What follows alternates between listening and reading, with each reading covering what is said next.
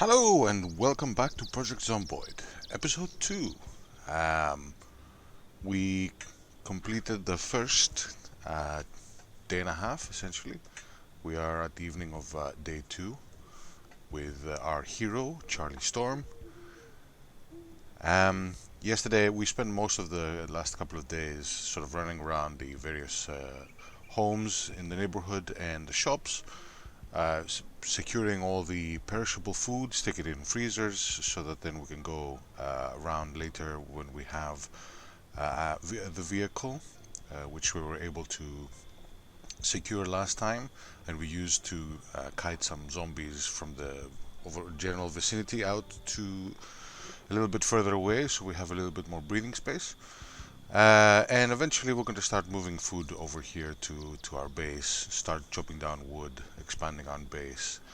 And once that is done and we have a source of food that we don't have to worry about very much, we're going to start making our way into town.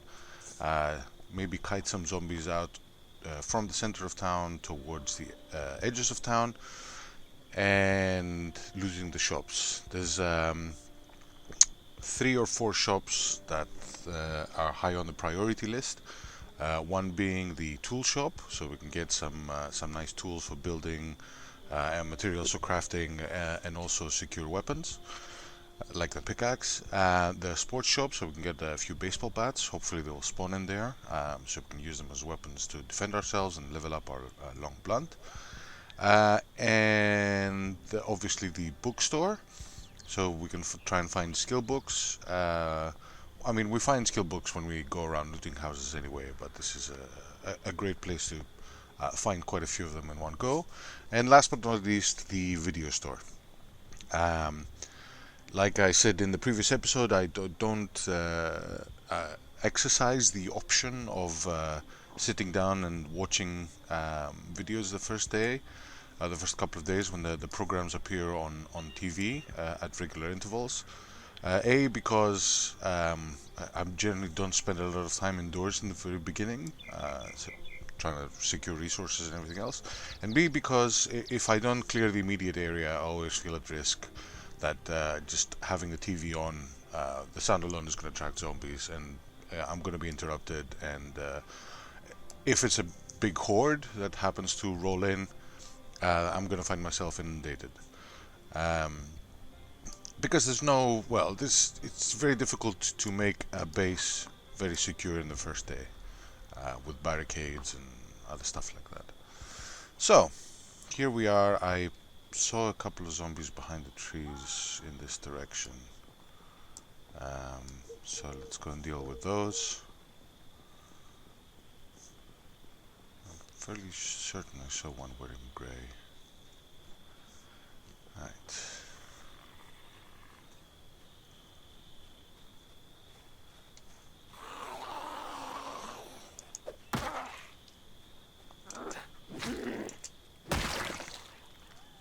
Anything interesting? Some gum. Let's take that. Okay. We've secured most of this space. Zombies should be far away. We got the keys to a couple of vehicles, a red sedan that's actually at the gas station, and also a Land Rover here at the shop parking area. Now there will be more zombies here every day. Some of them will have sort of wandered in from the general vicinity. Others will have spawned in because I have the population steadily increasing until we get to about day 60. So clearing out will be a daily occurrence, and although I've shown it, and I'm showing it for this playthrough, I showed it in the previous playthrough, perhaps for the next episode or the next few episodes, we'll skip this part because it's combat, but it's not very interesting. It's not engaging. It's just 1 or 2 zombies here or there. I really need to wash myself, and I need some new trousers because the ones I'm wearing have holes in them. So for the short term, let's go in here and Let's see if we can find some trousers. Because when your holes have clothes in them, that sounds really wrong. When your clothes have holes, it's more likely that you're gonna get a bite or a scratch or some sort of injury where the hole is, because it minimizes defense. Nothing? Really? Ooh, there we go. Jeans. And let's grab one for later, because I'm sure to get holes in them again. Right. While we're here, let's make use of the bin, because I'm not going to bother cleaning or repairing those. Actually, no, I'll grab the garbage bag first. That'll be useful for creating a small water container later once we level up carpentry a little bit. So yeah, there's another potential destination for the general short term. Over to the south west in this direction is a big factory with lots of crates, and those crates have a lot of nice loot in them. You can find antique ovens for cooking and heating once the power goes out, because this game has an interesting mechanic. While the power is on, and I've tested this in a few playthroughs, so while the power is on, right now the temperature here is 21.4 degrees, and in the other playthrough that I have, that I've lasted like into winter when the temperature is a lot lower, this still remains true. When you go indoors while the power is on for everybody, the temperature is always at a steady 22 degrees. That's Celsius. I'm not sure what that is in Fahrenheit. But it's sufficiently warm. You can sleep. At night, even if it gets cold, even if it's windy, it's a steady temperature, and it applies to anything that's considered indoors. There's I think a couple of structures that look like sort of open air pergolas. I'm not sure what you'd call them, ones you'd find in the park where you can kind of sit, but they're sort of completely open air. You wouldn't expect them to have any change in temperature, but for some reason when you step into them, they're also considered to be indoors, and they're at 22 degrees even in winter, which doesn't make sense, but hey, those are the mechanics. However, when the power goes out, then the temperature in the house fluctuates. It's a few degrees above or a few degrees below ambient temperature. And then that's when the power goes out for everybody. That's when you have to start worrying about keeping the house warm, especially in winter. In summer, it's not so much of a problem, but certainly in winter it gets really cold. And in fact, in my previous playthrough, the power went out while I think I was sleeping, so the house temperature dropped quite a bit. I wasn't wearing full clothes because I'd put them to wash and they were wet, and obviously clothes with high insulation take a little bit longer to dry, so I slept with minimal clothes on, and by morning I had a cold, which didn't help. But thankfully, because I had some soup in the trunk of the car and some other supplies, I was able to get rid of the cold very quickly. But it was a very interesting morning because I had just moved into a new area. I hadn't done a lot of clearing, so while I was sleeping, the zombies moved around, and obviously the cough and sneezing in the morning attracted quite a few of them.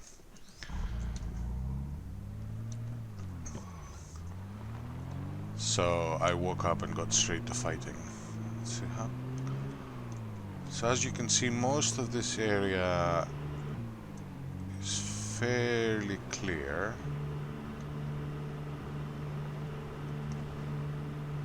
From all the kiting we did yesterday, so I'm quite happy about that. How you guys doing? If you're watching this video, then either you found it by accident or you thought the first video was interesting. In any case, I'm very happy that you're here, keeping me company while I'm playing through Project Zomboid, discussing about my plans. Now, like I said in the previous video, my playstyle may be very different to yours. That's because I kind of I like to, I don't know if you can call it role play, but I set up a scenario in my head with certain rules about what things make sense, what things I would like to do, and then I kind of conform to that inner script. It's almost like telling myself a story. Right, now maybe I shouldn't have done that right before I went to bed, because if there are any zombies that have wandered in the general vicinity, the car will attract them.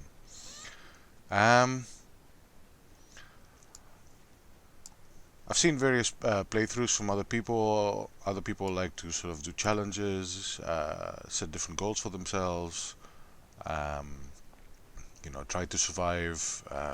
I've watched quite a few videos from Ambiguous Amphibian, where he's done challenges like the floor is lava or an all negative traits character. There we go. We have a couple of visitors to the neighborhood.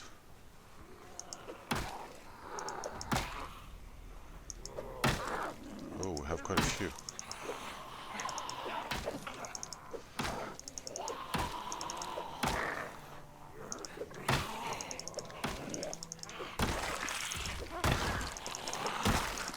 No. Stay back. Thank you. Okay.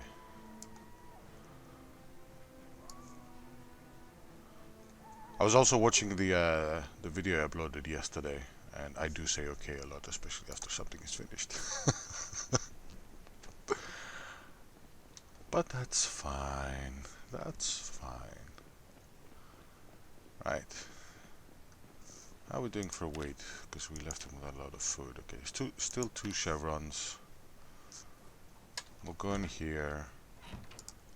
Lock the door. Do I have... Yeah, let's grab the rest of the fruit jam.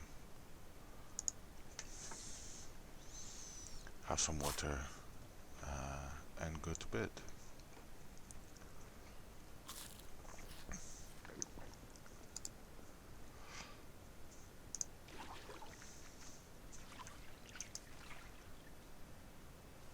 Just give ourselves a little bit of a wash. And we'll give our clothes a wash as well. Just to minimize the chances of us getting the feeling of nausea or feeling sick. And also I am a little bit worried because I did get scratched twice yesterday.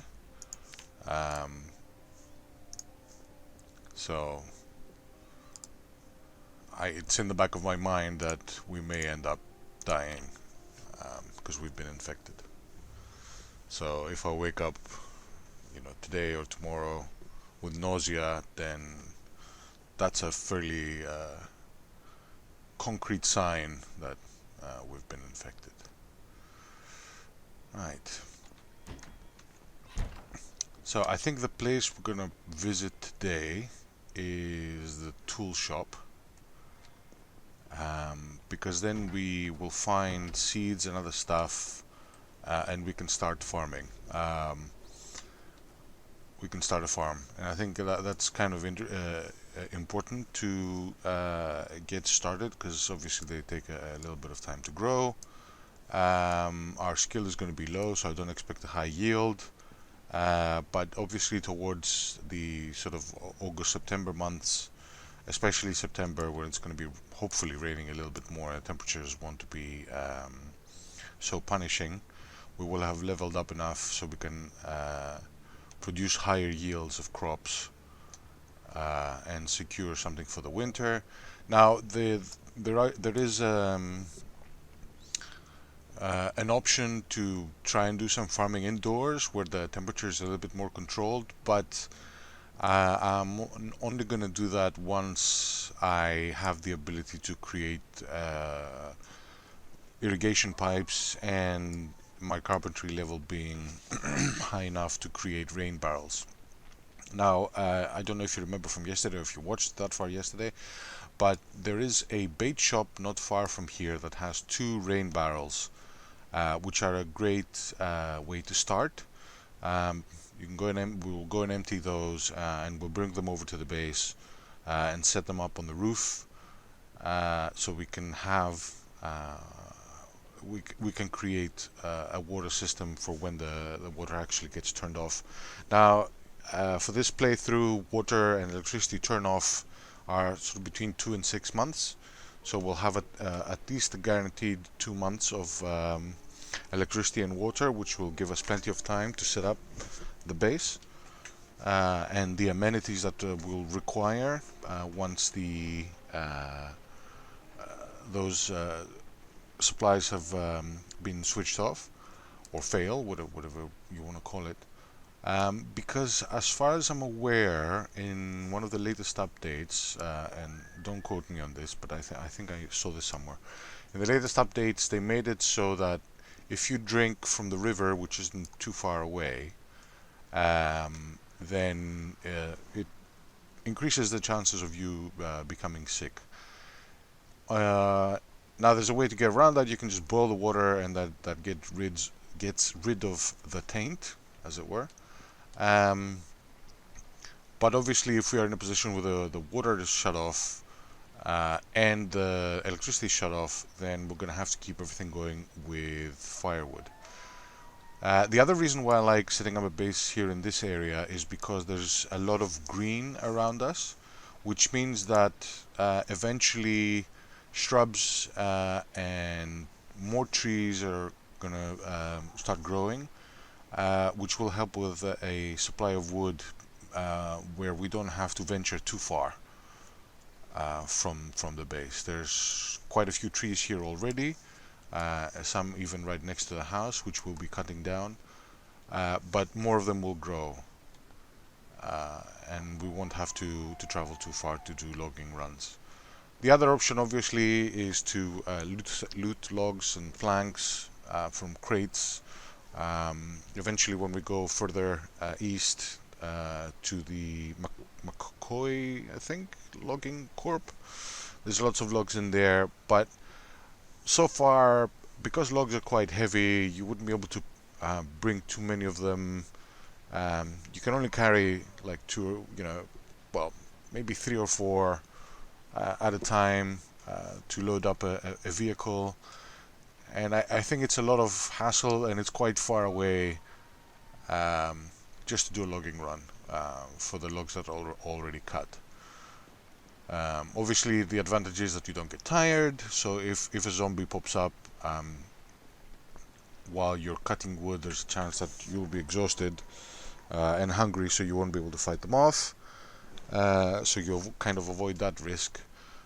You don't use up your tools, you don't wear down your axes and stuff like that. Although, to be fair, I think the durability of the tools, even at a higher level, is not very realistic. If you give me an axe and ask me to cut down a tree, I would expect that the axe wouldn't break after I cut down, especially trees of this size, like after I cut down 2 of them. Maybe the blade will go blunt and I'll have to sharpen it or something, but you wouldn't have the whole axe destroyed. I've had axes, I've had saws, I've used them. They last quite a while. Certainly not enough. But anyway, been recording for a while, doing a lot of talking, not very much playing. I was very guilty of that in the previous run. I'm just thinking, which car should I take? I think the one with the better tires, because we're more likely to run into zombies. What's the condition of these tires? So yeah, in the previous video, the first 21 minutes or so were just me talking and nothing else. Nothing else happening. Front right tires 48%. I'll have to swap that out. What about this guy here? We also have the sedan, but these have more trunk space. And since we're going for tools, I'd like to be able to carry a bit more weight. Ooh, the battery on this sucks, and the tires suck. Okay. So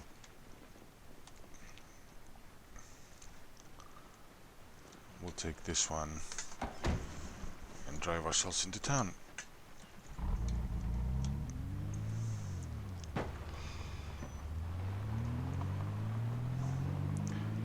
Effectively, we'll be going back to the house where we're very close to the house where we first spawned, and we haven't cleared much in this direction.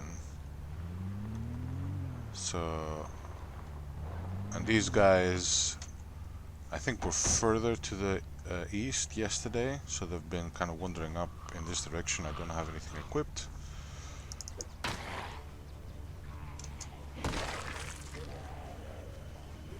So going in this general direction and clearing the area out is going to be very beneficial for us. No, I want to get this guy. I wanted to do it without using the nightstick, but I don't like fog, but thankfully it's not heavy fog. There's been much heavier fog in this game.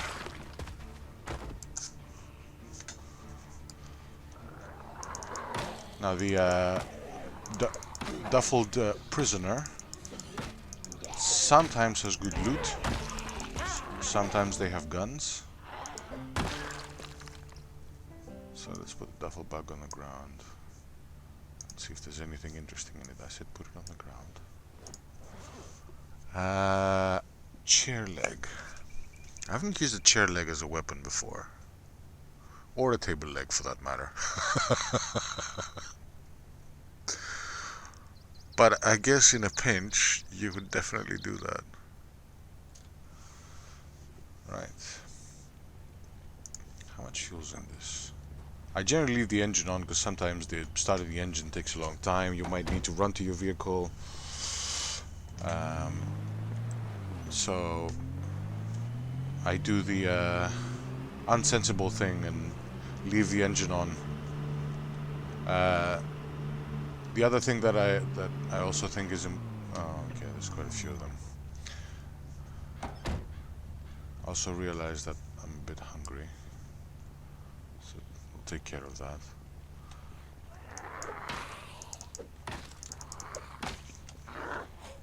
They're coming. So yeah, rather than taking 2-3 attempts to start the engine, I leave the engine on. And also, if there's any other zombies that have heard me and were likely to come up from behind while I was fighting, for example, these guys, hopefully get attracted to the engine and sort of hang around the car rather than following me. Because they tend to hang around vehicles anyway. I don't know if it's something that's scripted in, but when there's vehicles about, they like to stand close to the vehicles, even more so player vehicles. But don't quote me on that. Is that a... That's a police... No. From this angle, I thought they were wearing a helmet. So I thought they had a police bike outfit. Oh, I hate it when that door is... Okay, I'm gonna have to smash a window. This is one of the things I was talking about, you know, ASD affecting the way I play things. With permanence and hoarding and, you know, liking things to be in a particular way. I don't like breaking windows. For various reasons. One, because it allows a free opening, so if I'm in this side of the store and this window is broken, it allows a silent way in for zombies, and I don't want to have to barricade stores, you know, carrying planks to them. I think it's too much work. But I don't like breaking windows, and sometimes I get annoyed when zombies break windows. I'm like, no, just keep everything pristine, you know, the world has gone to hell in a handbasket. Can we just please try and preserve, you know, the integrity of the windows, the things that we cannot replace. I mean, with the mods that I have, you can replace windshields and car windows and repair them, and there's all sorts of tools for that. but I don't think I've looked for a mod that does the same for house windows. I think the and shop windows. I think the only mechanic that currently exists in the game is picking them up from one house and putting them in another. When you build your own base, you have to go and loot windows from the houses in the neighborhood, which is another reason why I get annoyed when the zombies break the windows around the neighborhood, because then that leaves fewer windows for me to loot and fix up my base later. Although I'm not sure if adding windows makes a difference to how warm the house is. I haven't really tested that. I know when the electricity is on, like I said before, the house temperature is quite steady, whether you leave the doors open or have the windows open. But I I haven't tested the mechanic. Which side is this? That side. But I haven't tested the mechanics for when the electricity is off, where the house temperature kind of is more susceptible to prevailing winds and elements. Right, let's add some fuel. I've also installed, or I think it came in one of the mods that I installed, there's a tool called a fuel meter, where you can probe the pumps and see how much fuel there is left in them. Sometimes the amount is good. I think the maximum they hold is like 20,000 each, so each one of these can hold 20,000. But I've seen as low as 600 and as high as 13,000. So it's really a little bit of a guessing game. And as I hoard vehicles, how much fuel is here is quite important. If the overall amount is low, then what I'm gonna do is, if I find a fuel trailer, I'm gonna loot it and go and bring fuel from other gas stations, especially one that's close to the factory that isn't too far away from here. Okay, so this is the thing that I hate. I really hate it, but there's no other way in. Right, let's take care of our hunger first. Let's eat this, because this will go off soon.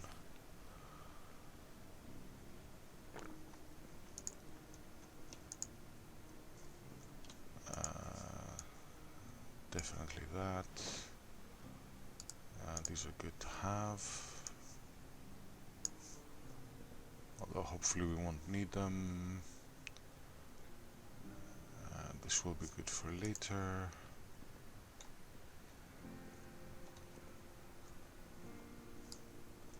Can I hear a zombie sometimes? There's one or two in here. Nope. Good. Now I will apologize for the sound quality. I know that whenever vehicles go by outside my window, you can hear them. You can hear all sorts of other sounds in the background, because it's a very sensitive microphone. I know that there are filters that you could use, and I don't know if you can use them as you're recording or you have to use them in post. I'm gonna look into that. Right, let's grab that for later today. Stick that in the freezer. Yeah, one of the other things that I didn't do yesterday was come in here and put anything that required refrigeration in the freezer. But there's usually not a lot of those in here. Sometimes there is, sometimes there isn't. I mean, I think in most of my playthroughs the icebox outside has been empty as well. Yeah, and again it's empty today. I don't know why. Whereas, for example, the freezer in the burger joint had like 6 ice creams in it. Okay, so did we... I did refill the car, right? That's the other thing about. I understand there has to be some sort of rule about how things spawn in based on your line of sight, given that our point of view is a bird's eye view of what's going on, the isometric. But I mean, I'm standing here. There's a gap through here. Yeah. There's no way you wouldn't be able to see the vehicle. You know, you can even see that there's this faint line. But anyway.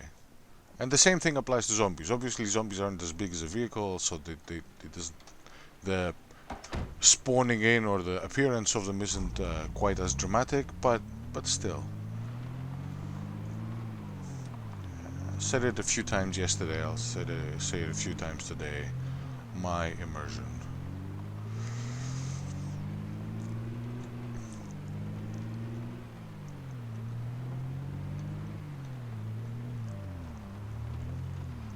Now this is the... Okay, since there's nobody immediately in the area, I'll show you what I mean. So 18.5, this is what you consider an open, unprotected structure, at least in terms of temperature. Boom, 22 degrees. And it doesn't matter if it's like -6 outside. The minute you step in there, it's 22 degrees while the power is on. I'm guessing one of the reasons why this mechanic wasn't really looked into is because this game is primarily designed for all utilities to be off. And if you're playing with utilities on, then you know you're weak and you deserve your immersion to be ruined. Now that's a sports shop.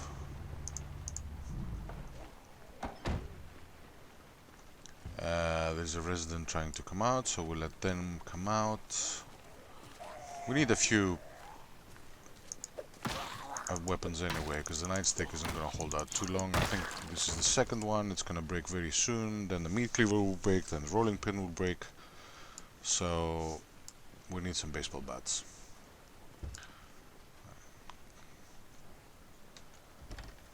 There's quite a few shoppers in there. And the door's locked. Alright, we'll let one of them come out.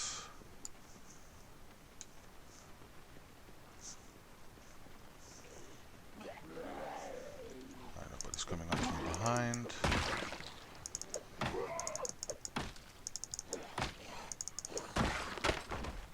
And there it goes. Alright, anybody fast approaching? No. And that's the other thing as well with the spawning. So most zombies that will be standing in this area here, you won't be able to see them because of these trees. And you know, I understand not being able to see one of them, or maybe two of them, or one that's directly behind. But you know, especially this tree, it's got like a trunk. It's not all leaves all the way down. So anyway, I need to stop complaining. But I like complaining.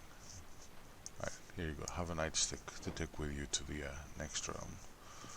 Do I have anything to replace that with? No, the frying pan attaches to back. This will go in my face.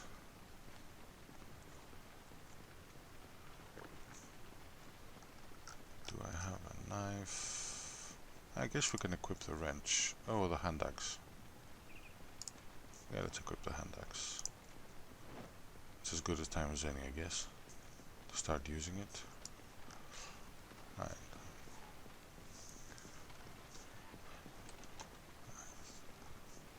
Hello.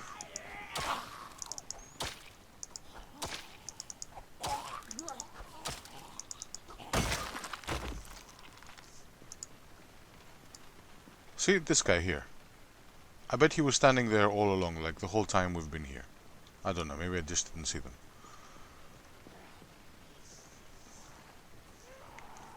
Okay, looks like I'm gonna have to do a little bit more work. You have a hard hat, don't you? Yeah. Anybody close? No. I'm gonna be taking that.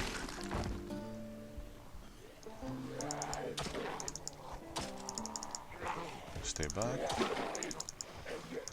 Alright,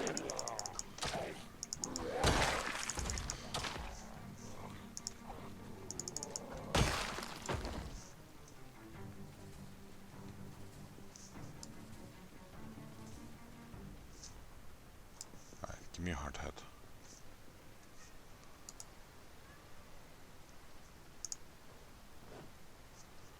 Does that provide any protection? Not really, it's only insulation. Right.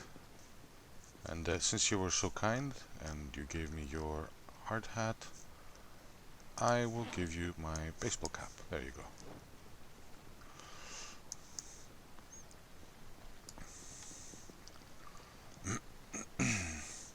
Now, without being 100% certain, certain types of helmets increase the chances of you sweating in them and having the feeling of being moist or wet. Now I know it's raining and eventually we're gonna become moist slash wet, but I think in the previous playthrough initially I had a riding helmet for protection, and every time I would do a little bit of jogging, I would get the wet feeling and I would check my clothes would be dry, but the helmet would be soaking. So it's nice that, do I have some equipment? Yeah. So it's nice that such differences exist. Ideally would like to find, you know, a police bike helmet or a military helmet, because I think they tend, wasn't there somebody in here? I can hear them. Did they move?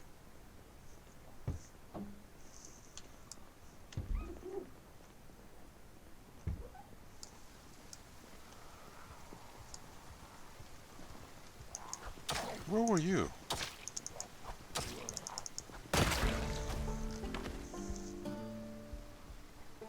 Now the only reason why I'm a little bit more cavalier about using the axe while my maintenance is low and I have nothing to replace it with essentially is because the tool shop isn't too far away from here. There you are. Right.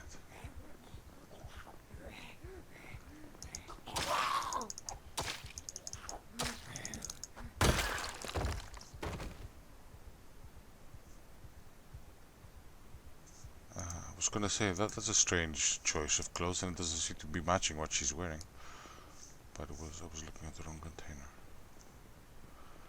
Right. Excuse me, sir. Excuse me, sir. Excuse me. Right. Okay. Give me baseball bats. Baseball bats. Have baseball bats. Seriously? They're all empty? Wow.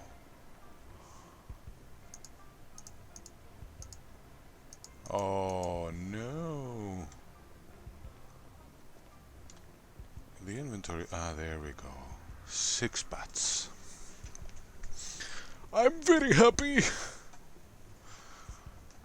Right, how much do they weigh? 6 and... Right, let's grab them all and stick them in the car.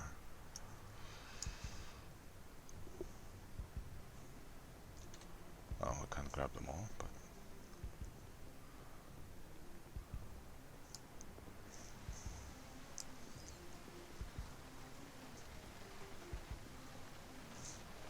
Time to start leveling up. Right. 1, 2...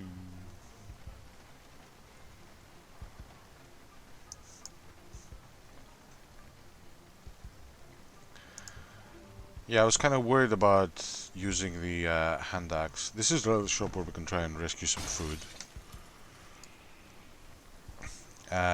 I was worried about using the hand axe so early in the game. See? They went from there to there and they didn't even appear.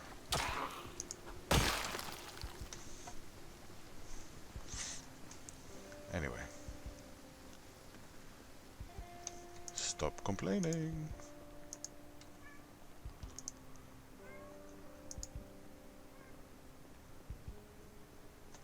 No.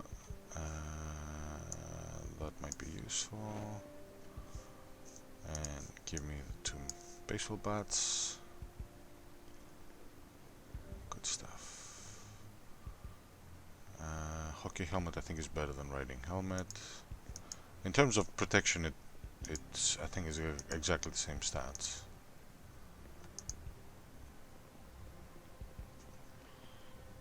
Ooh, there's more. Excellent.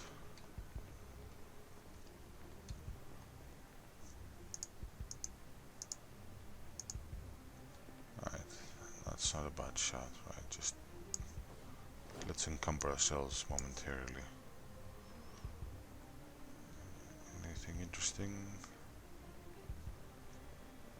Nope. Alright, let's stash.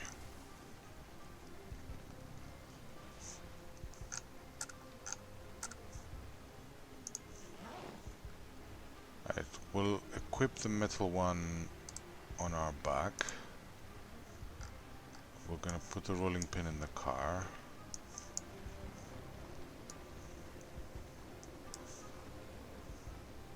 And put the other 2. Let's try and lighten our load slightly. Because I will try and go into the...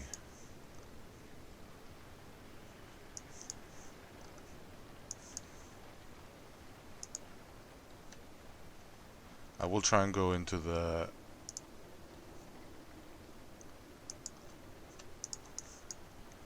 tool shop.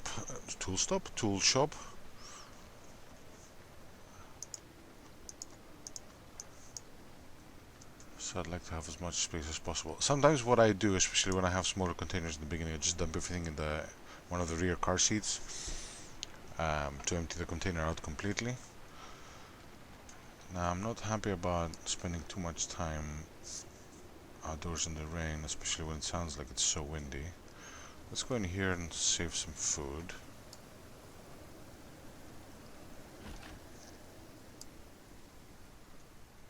As much as we can anyway. Stuff here spoils fairly quickly. Right container. See, this is already rotten.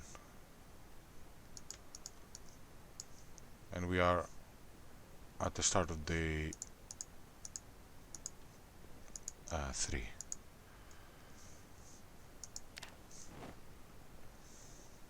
Normally I don't prioritize the shop because a lot of the things that are in here are high calorie, so once you get past the beginning, and because I go to the other shops first,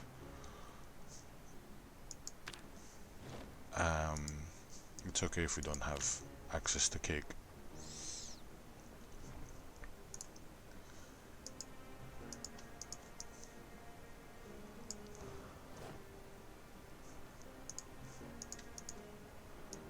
I think I'm gonna keep a ham on my person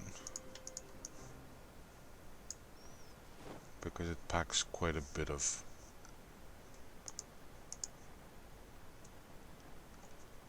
Did I take 4 of them? I was thinking, okay, it's heavy and I know I have other stuff but it's not that heavy. But it packs quite a few calories and takes away quite a bit of hunger, so I'd be quite happy with that. And that's the fridge. Okay, I'll just move everything.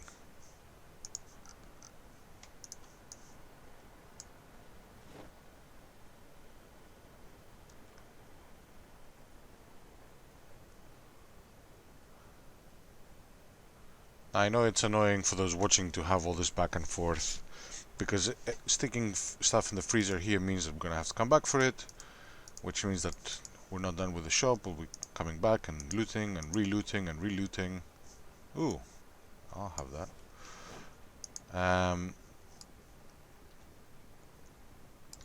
Which doesn't necessarily make for good content.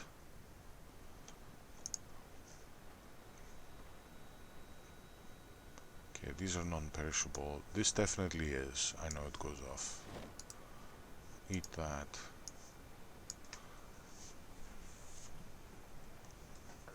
But if I try and take everything now, it means I would have to go straight home and stick everything in the freezer, and after I've done that 3 times, um, the freezer at home would be full, and then I'd have to start inventory managing, and I don't want to do that. Generally what I like to do is I like to leave stuff in freezers here, then I loot some of the refrigeration units from around the neighborhood and the big ice box, concentrate them all in one place, and then I start moving the food sort of in one go. Right, let's have a nice drink. And I'm very tempted to go and find the car before I forget I have the key to it. And then loot the stuff in the middle.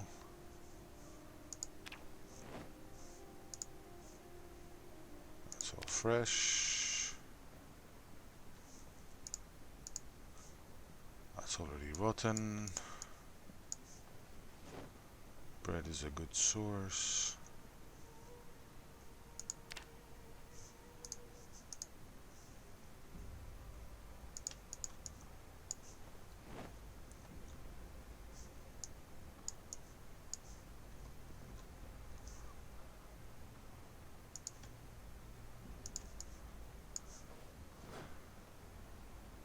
That's not a bad shout. I think there's one more store or food outlet or whatever you want to call it further down, but I think we're set.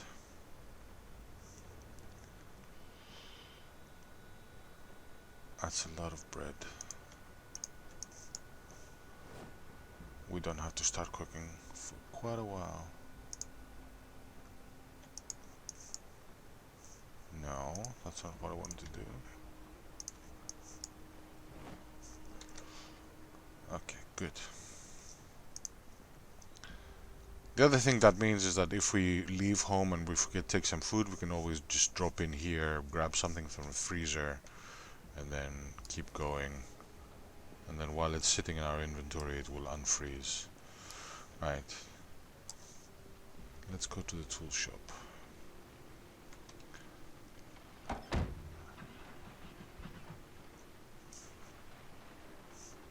See, this is what I mean.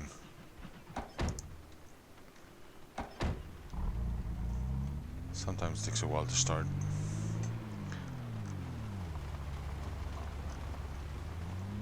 Eventually I'll clear out the wrecks from the road.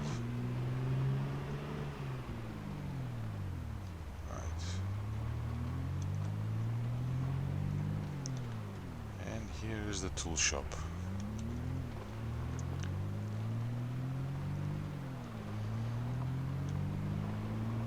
I think this is the house we spawned in, but I could be wrong.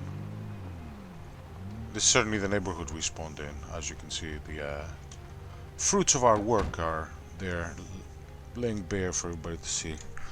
Okay. Metal baseball time. Metal baseball bat time. Now in the beginning, this will not be effective. And we'll probably go through a couple of these, and we'll probably get very tired,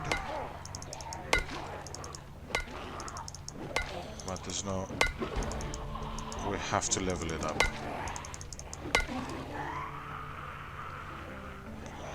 Give ourselves a bit of space. Who's approaching? Not too many people. Okay. Once you level up Long Blunt, this is generally a one-hit kill.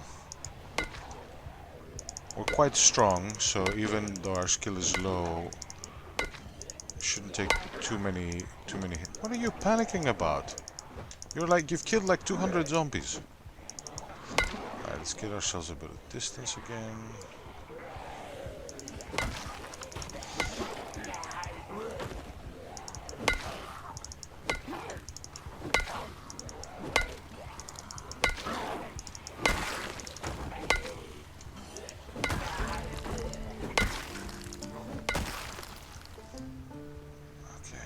Everybody.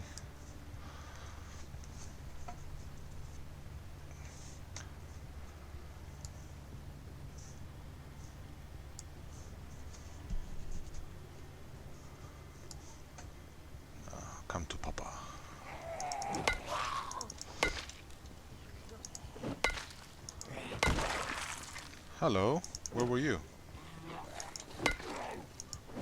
I'm glad you missed.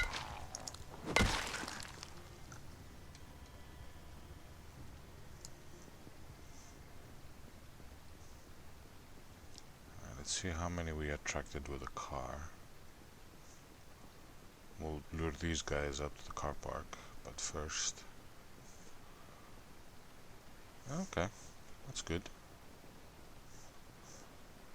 I'll take that.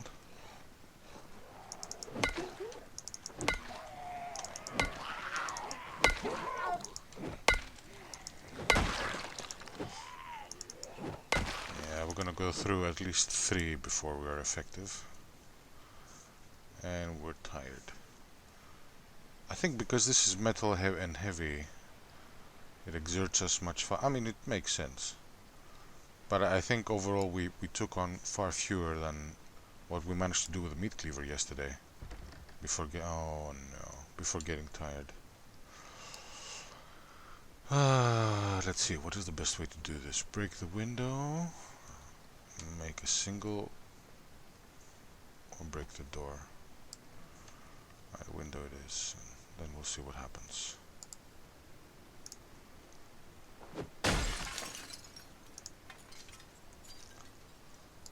Alright, did that. No, that was not interesting to anyone.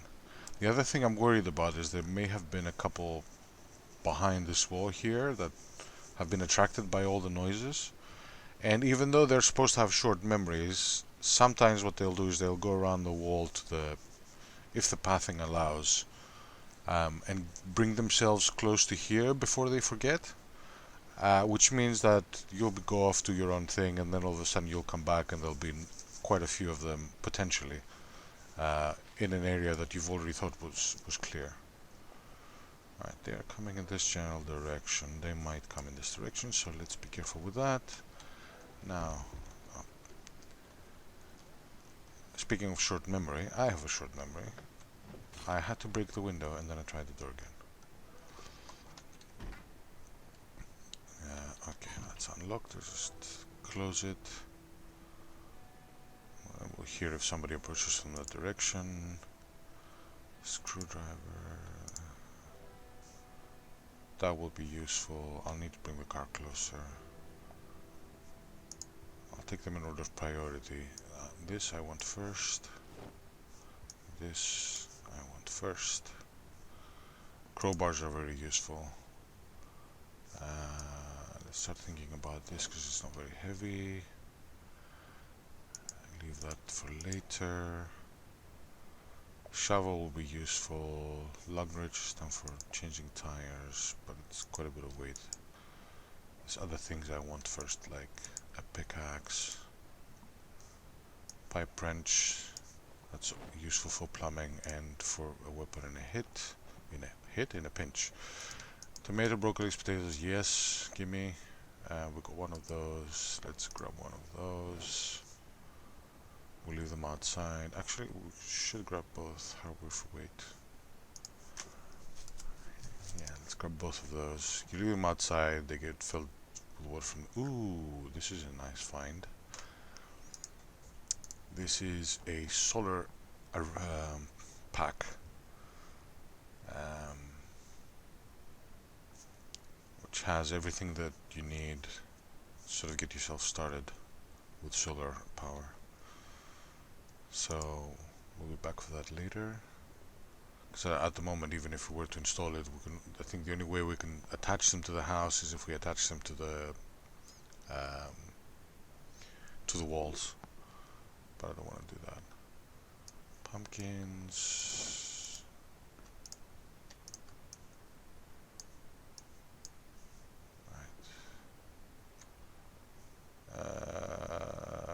That is useful for taking. Ooh, the welder's mask, where's that? Definitely that. Because some things you can't do without a welder's mask. Last time I came in here there was no welder's mask, so...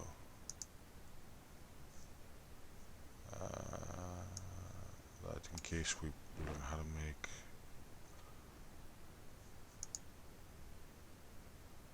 I want to get all of these, but A, I don't have anywhere to store them, and B, ooh, this is good as well. Yeah, I don't know where to store them, and B, I don't have the skills to do anything with them just yet.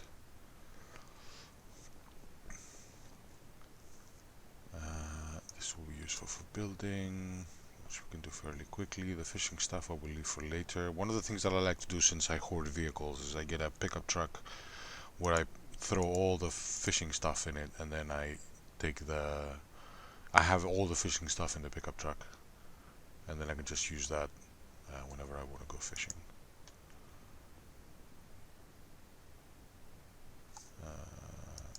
Let's grab both of these, and I think that's all the useful stuff. There usually are some books in here, but no books.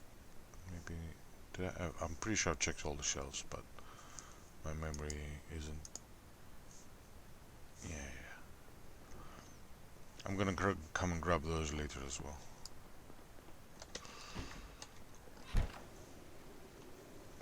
They didn't move. They didn't move. No pickaxe though, and no sledgehammer, which sucks.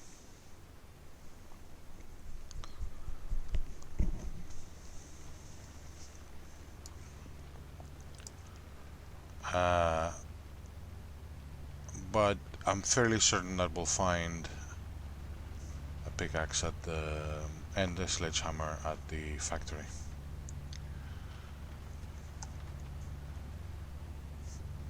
Right, let's get rid of our weight.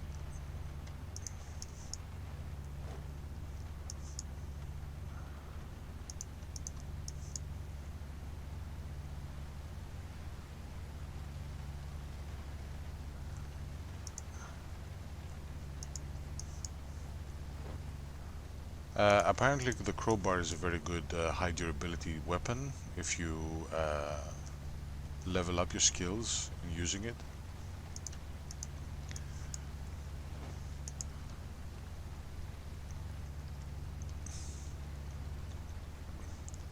But I think at this point it all goes down to personal preference.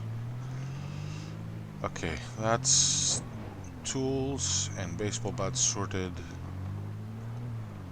I think the last store I would like to loot in the short term. There's a lot of books and reading materials in here, which is useful.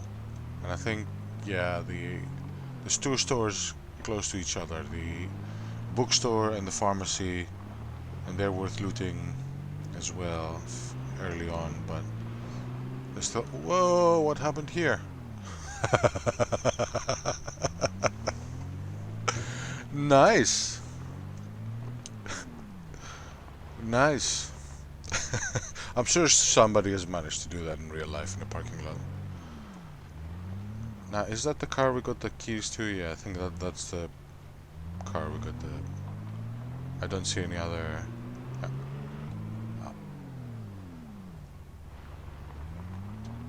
other vehicle that would match this description. Also, I don't want to ruin this vehicle quite yet, but I would like to lure a few zombies in here and then just do what I do with the vehicle, which I don't think I've shown you yet. I've talked about it in the previous episode, but it's still early days. We don't have throwaway vehicles yet. Although I could sacrifice the sedan, because we already have two. This is the third. It's got quite a bit of fuel in it, but it's in good condition, so maybe not this one. Maybe I'll go get the pickup truck. Also, let's get the loot from the back of this one. I'm hoping to run into more survival vehicles. This has the smoke bomb in it and the noisemaker, which is so useful.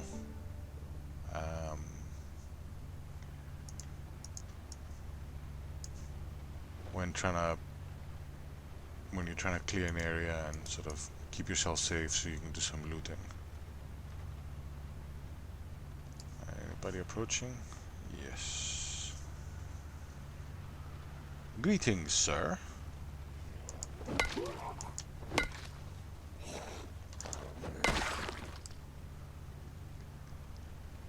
Okay, let's drop off the stuff at the boot.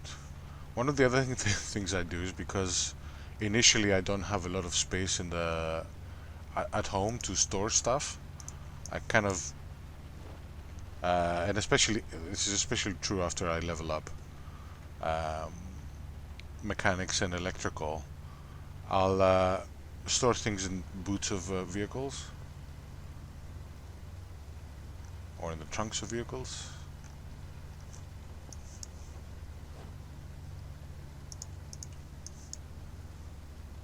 And I mean, why not? You know, there's space of 130 in this one. You know, there's a space of 71. They're bigger than all the containers that I have at the house. Um, the cardboard boxes, which I can get early on, even the large ones, I think have a space of like 32 when you have the skill. So yeah, in terms of efficient storage, this is a lot better. The other thing that I find useful with vehicles is if I park one outside of the bedroom window, then I'm less likely to be attacked from that area. But then at the same time, because vehicles attract zombies, it might attract them, then they'll sort of move away from that window over to one of the other windows. They might find something interesting, and then that also blocks my escape from that window. So it's kind of stops them coming in, stops me from going out.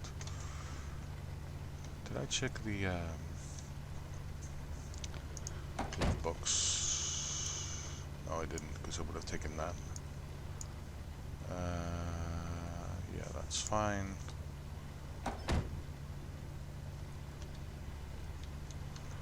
Alright, let's go park this up at the house.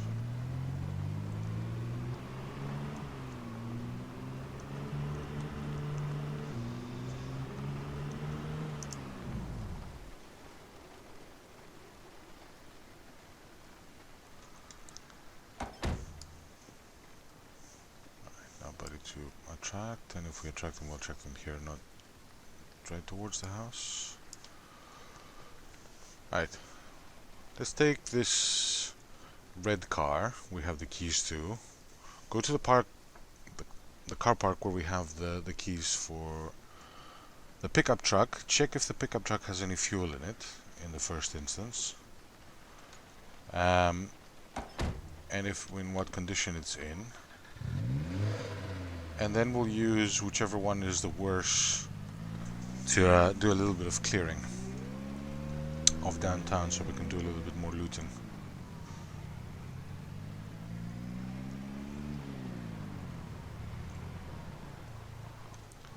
Now the other thing I try to avoid as much as possible is killing zombies in the middle of the street, because then every time you drive over them you degrade your tires. Right. Escape vehicle. I think let's walk close to the black car. Now there's quite a few of them in there. Now let's walk close to the black car, see if we get the key icon. Yep, this is the one we have the keys to.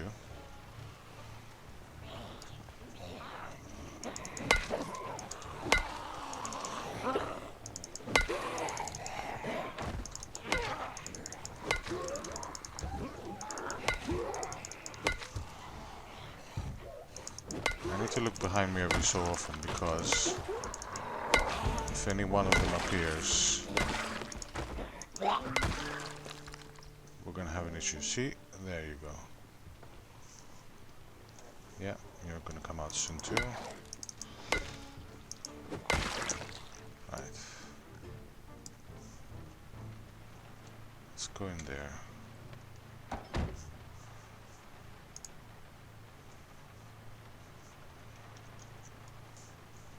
How are we doing for fuel? Ooh, it's out.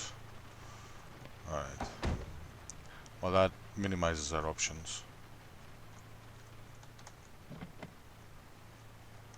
Wow.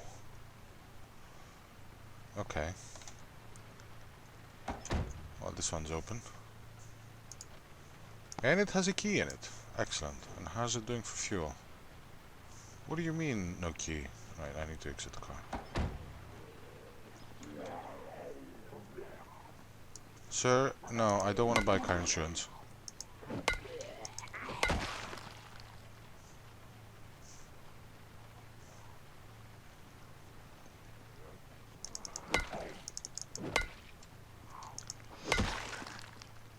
Right, let's go in there again. Now, I have the key to this vehicle game. Don't tell me I don't have the key.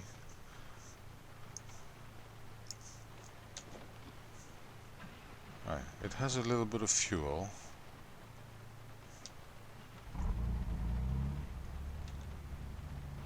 Let's check the trunk for anything interesting. Ooh, empty gas can. I'll have that. I found quite a few of them around, but now that I know that we have the key to this and it doesn't have any fuel, then it's become more relevant. Now, shall we go and do a little bit of clearing of this neighborhood? I'd very much like to do that, but I have an idea. I need to secure a vehicle because this one will get wrecked. So I need to have two vehicles in order to do that. So I'm gonna use one to tow the other into the general vicinity of what I plan to do this. Now let's go back to the other vehicle and turn it off.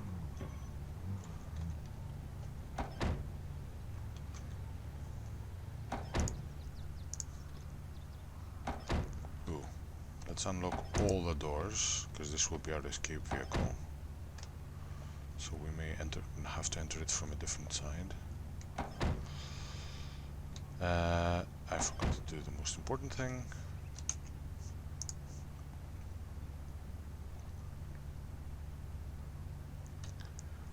Oh, and something else that I can do here.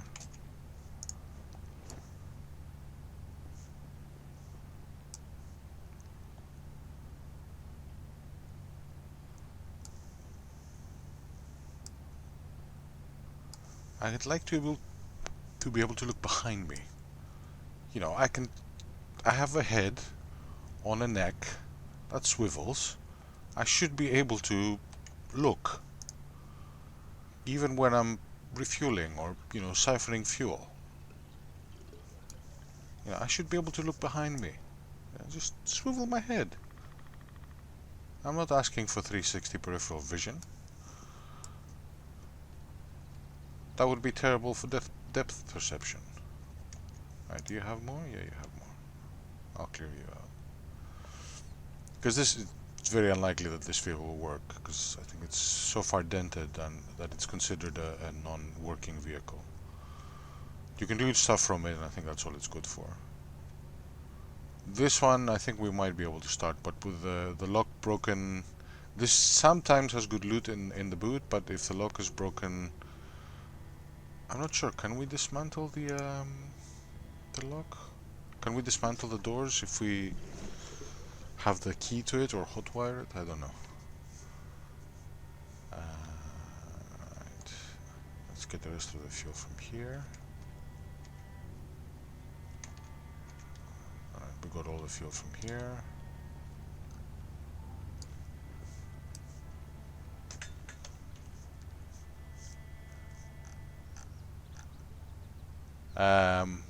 One of the things that I'm worried about is I don't follow a script, so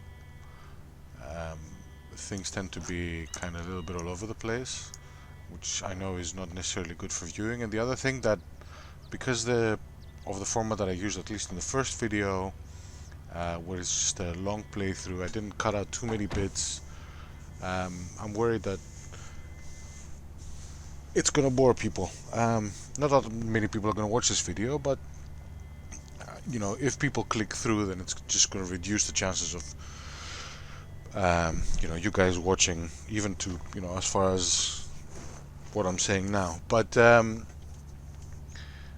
the reality is this is how long it takes to do certain things, and I know that the magic of video editing means that a lot of things appear to be a lot faster um, when you're watching playthroughs. There's a lot more action. You kind of think the summary. So I may start doing that, sort of summarizing each day, rather than showing you the whole uh, process of getting things done. The only thing I'm worried about is that if you then go to play the game yourself, you'll have your uh, expectations set up too high in terms of, or you'll have unrealistic expectations in terms of how long certain things take. Right. Anyway, let's go and run over some zombies. Now I'm hoping the tires on this car are at a semi-decent condition.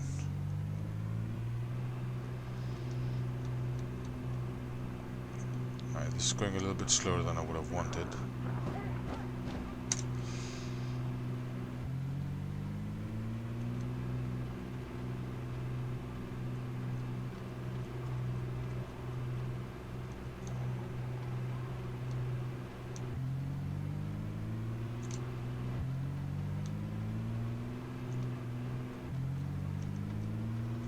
Now I keep letting going. I let go of the gas and press it again to put it back into first gear quite often, because ooh, yes, yes, yes, please. Alright, let's do this quickly before anybody approaches. Now, I'm not happy that I left this in the middle, but you'll see what we'll do in a minute.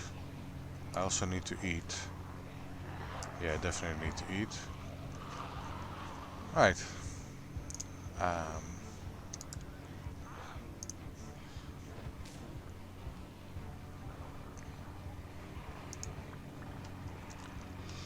let's put this car out of the way.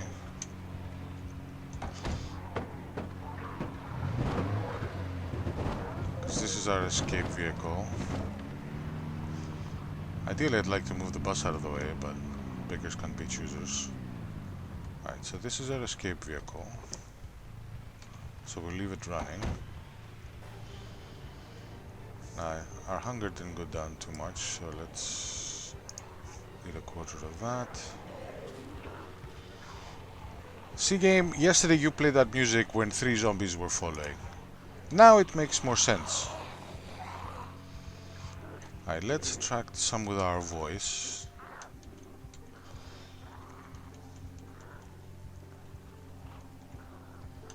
Rather than with a horn, because the horn will attract quite a few more. I think that's enough to get us started. Then we might try the horn, although this is quite a populated area, so it will be risky. Right.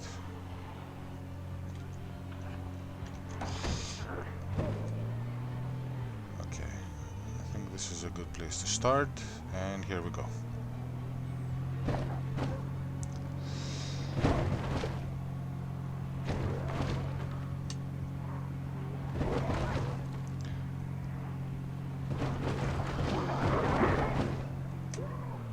There's too many trees in this car park. I'd like to have a bit more space, and also the reason why I like this system is because it allows you to kill quite a few zombies at the same time.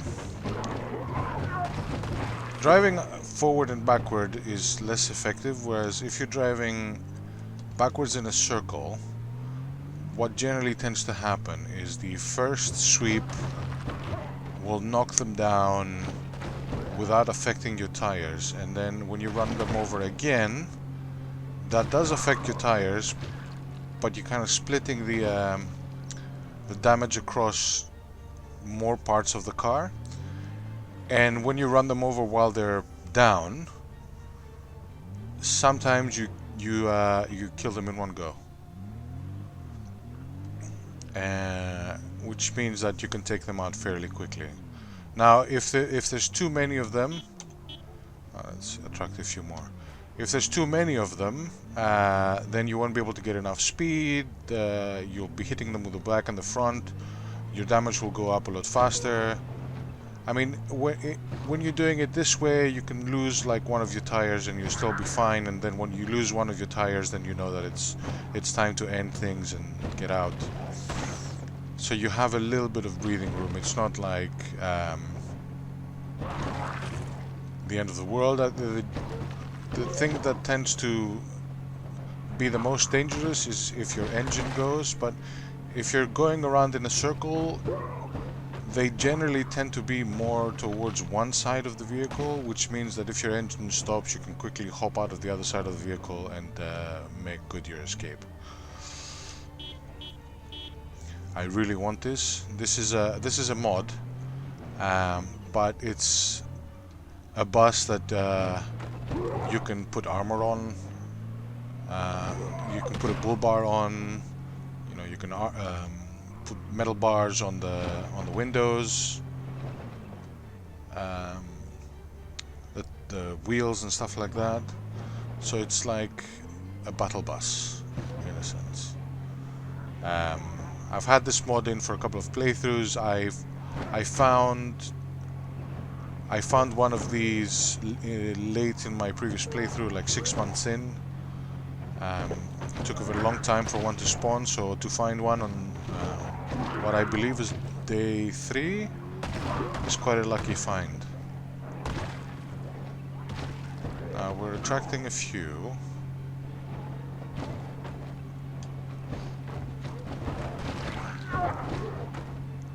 We haven't broken our windshield yet.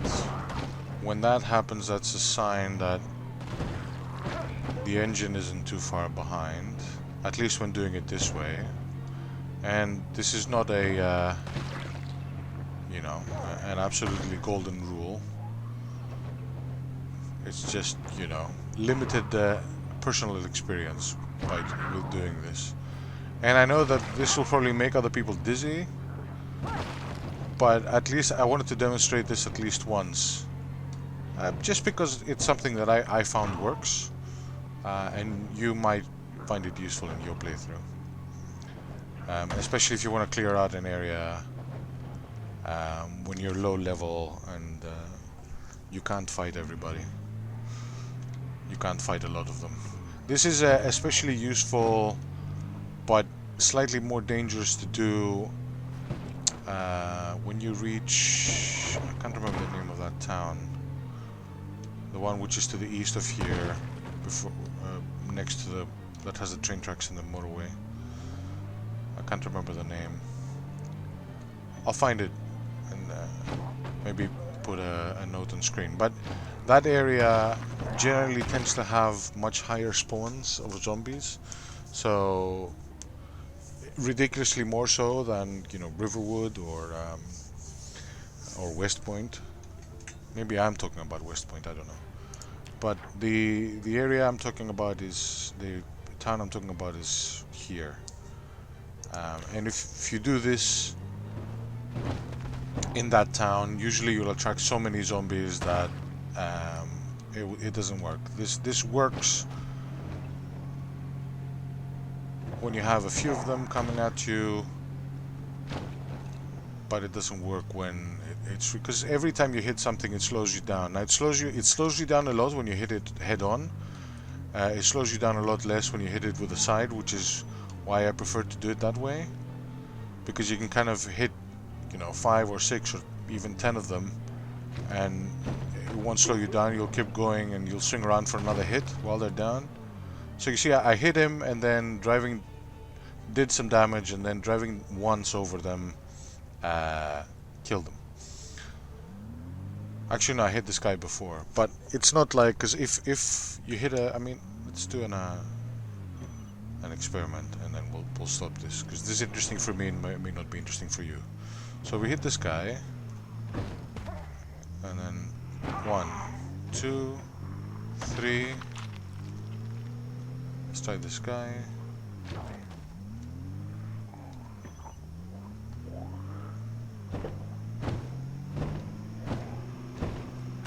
every time you hit him like that, it does damage to your engine. And I think every time you drive over them, even when they're dead, it does damage to your tires. Okay, let's... Actually, let's go leave that. Let's go leave that on the main road. I know we'll attract some zombies, but this will be a... I need to get out in a pinch vehicle for later. Oops. I didn't even see that light post coming. I'm so glad I missed it. I was paying attention to something else. Okay, there are people in that building trying to get out. We'll leave them to work away at the doors. Now let's see, does the battle bus have keys? Does the battle bus have keys?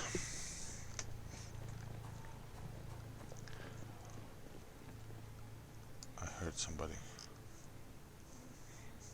Oh, it's... No, where is it? They're quite close. Oh, is somebody stuck under a vehicle? Oh, you're stuck. Here, let me help. There you go. Right. Well, at least I don't have to break anything to go in. But there are no keys. I don't think. I think there's a boot in the back. It's completely empty. That's interesting.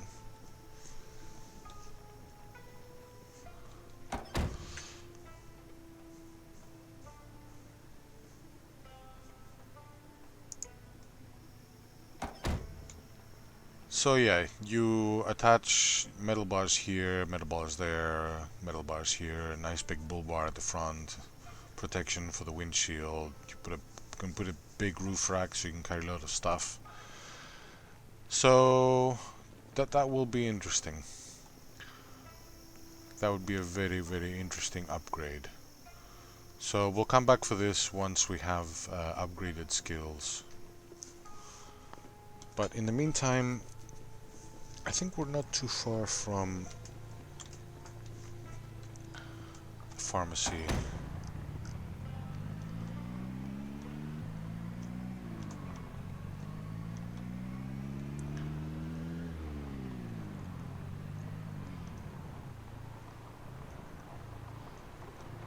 Books.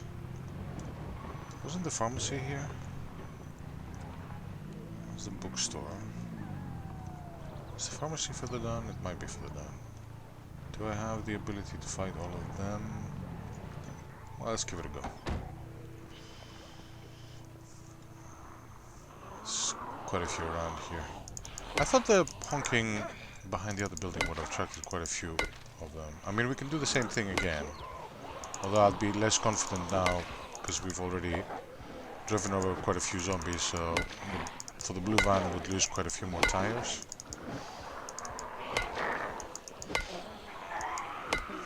Anybody coming? Yep, I knew it.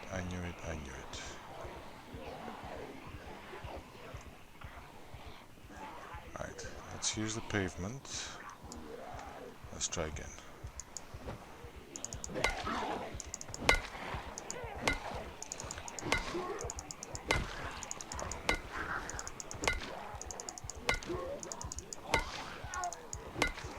Anybody coming? They're coming.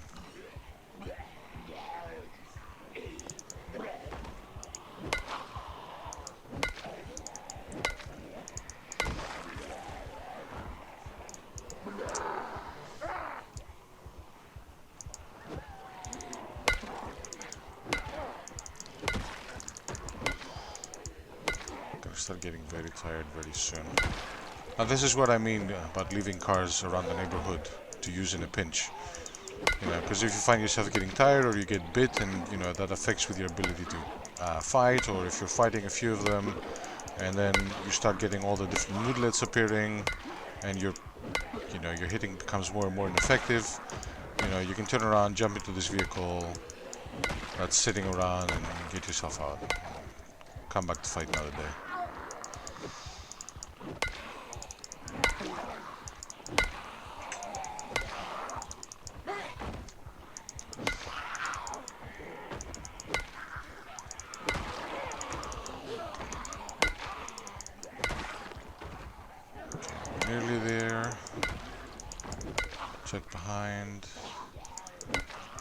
I checked behind a lot less when I reached this area because I attracted them with a horn before, so I'm fairly certain that whoever was gonna come out has come out, and they won't be reappearing.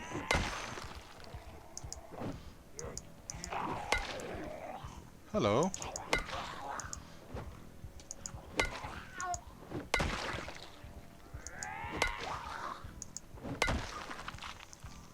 Okay, that took a lot longer than I thought.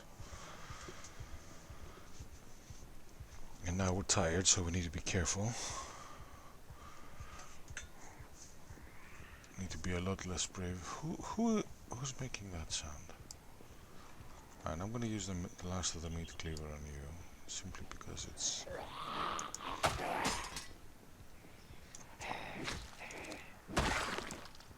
Okay, I didn't think it would only do one hit, but it is what it is. Actually, I'll leave it with you.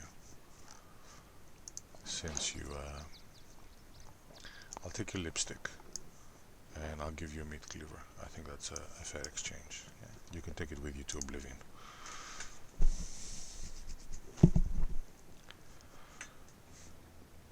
Alright, so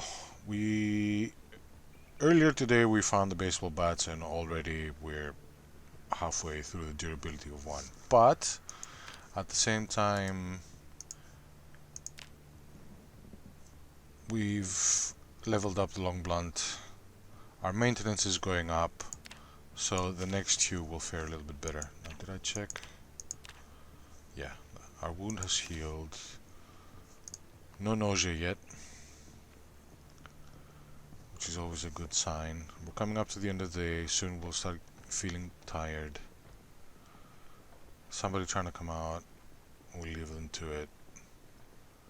Run into the bookstore, grab a couple of books, and then I'll read them off camera, just to try and get the skills up. I'm a little bit nervous about doing...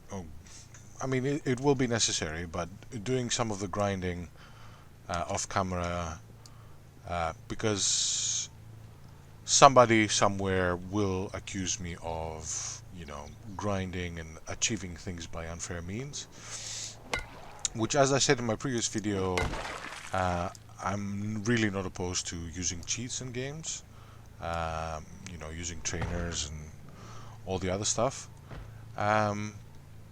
as long as it's a single player experience, as long as you're tailoring a single player experience to your liking, because it's your playthrough, your time.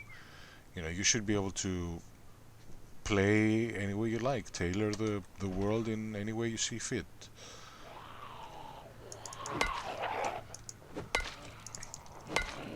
But obviously, if you're sharing your playthrough with other people, then it kind of makes sense to either, you know, be upfront, like, hey, sort of, I cheated in these resources, or I went into creative in order to, you know, build a staircase or whatever.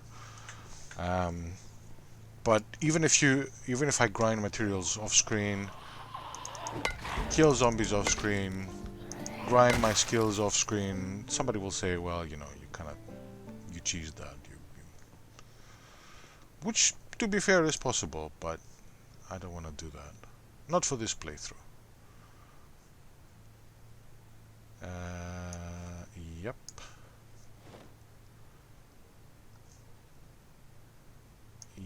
Yep.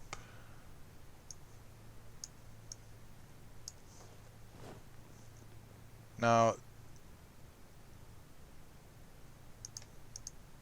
in a normal playthrough, you would get, you know, your beginners, intermediates, experts, masters, and so on and so forth, and read through them as you level up. But because I'm leveling up much faster than I thought. I thought I turned it down to 3. I think it's up to 5. But also the fast reading and fast learner seems to be boosting it even further. So I'm leveling up very quickly, to the point where I don't know. Have I read this? No, I haven't read this. To the point where I don't know which book to read, and reading the skills book to get the multipliers. Oh, this is going to be useful. Takes a lot of time, and I don't want to sit there and read grab one of these, and and hoard them. I think to get XP boosts. I think the uh, XP progression is fast enough as it is. I don't want to make it any faster. I think I've already gotten most of these, but they don't weigh too much. So I'll just grab the skill books. These I'll come and grab some of these later. They'll be useful for winter. That's the bear bus. There we go. Did I get all of these? I may have. It doesn't matter. I'll just read them and throw away the duplicates.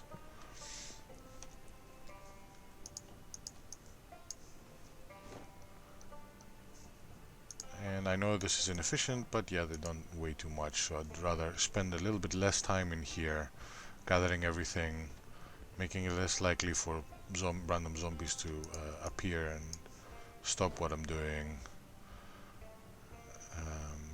Definitely got those.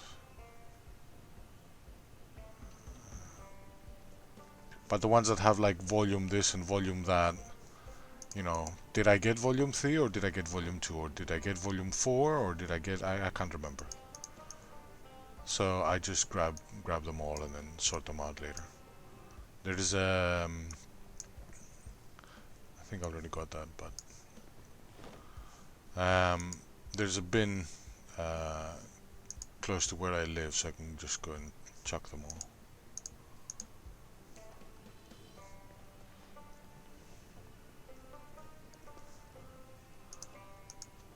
Which I will do after I read them anyway. They don't serve a purpose once you have them. I definitely got that. I think I'm missing the heavy duty ones. It'd be nice to get all of those. Definitely got volume 4. I think I've seen it enough times to remember that I would have picked it up at least once. How busy is it here? Because the pharmacy's there. How are we doing for weight? Okay, might do a quick run if the door's open, just to grab a few more bandages. Because we are stupid, and therefore brave, and therefore we put ourselves at risk. Did you hear something? Oop, hello.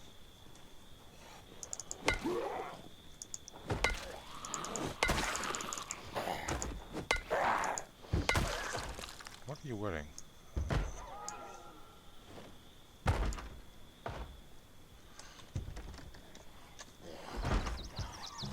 Okay, it's not open. I'll leave them to it, they'll break through the doors and then we'll come back at a later date and loot.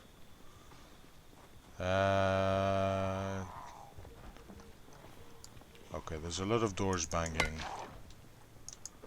which means that this area will become repopulated, even though we did a little bit of clearing. So let's not press our luck any further. We are already tired, we'll be sleepy soon, or drowsy. So let's just get out of here. There's a wreck I need to watch out for.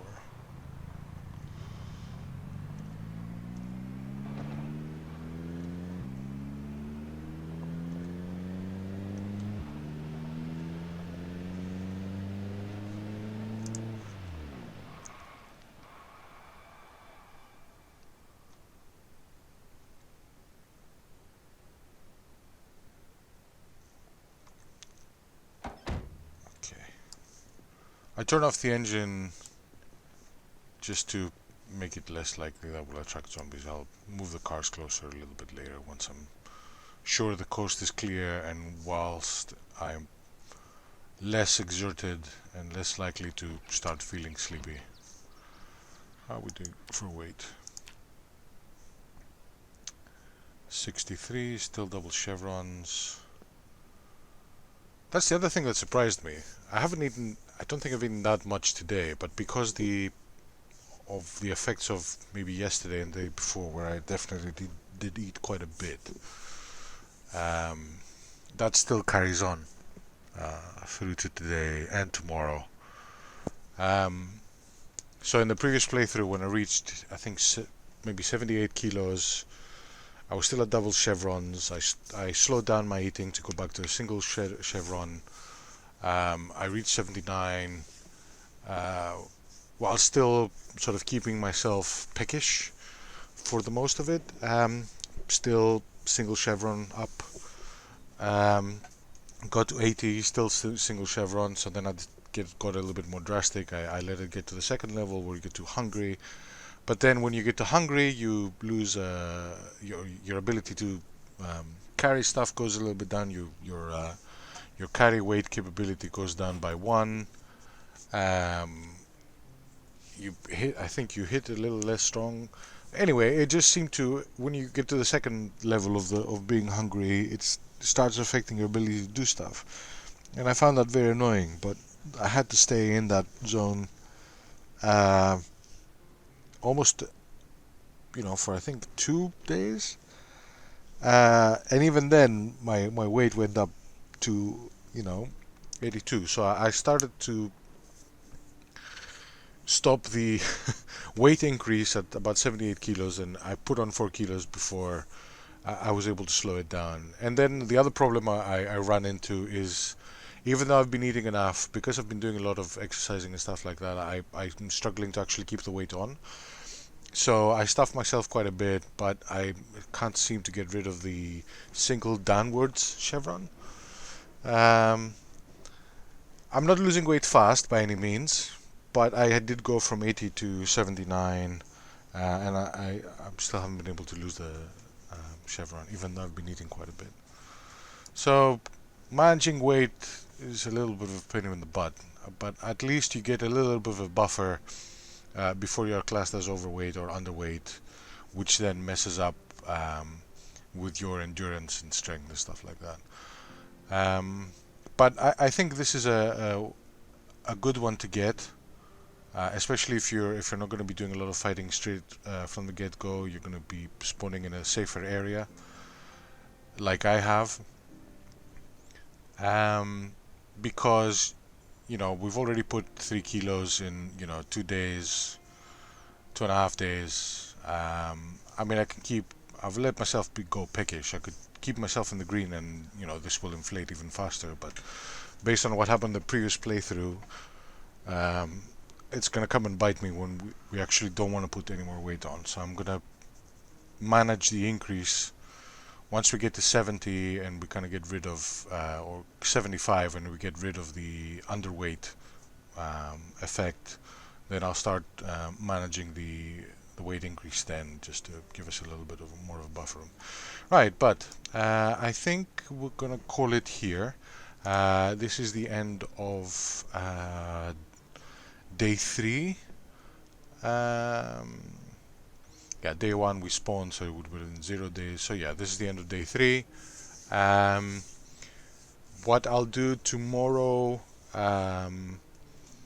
will be just waking up in the morning, running around the neighborhood, clearing any zombies that have spawned, as the population will steadily increase up all the way up to day 60. Clearing anybody who's in the neighborhood, who's wandered in, move the vehicles closer, do a little bit of inventory management, all the stuff that are necessary but boring to watch and don't make for good content. And for the time being, my commentary and the things that I say are not, I don't think they're interesting enough to compensate for the lack of visuals on screen. Maybe if you're trying to fall asleep, but certainly not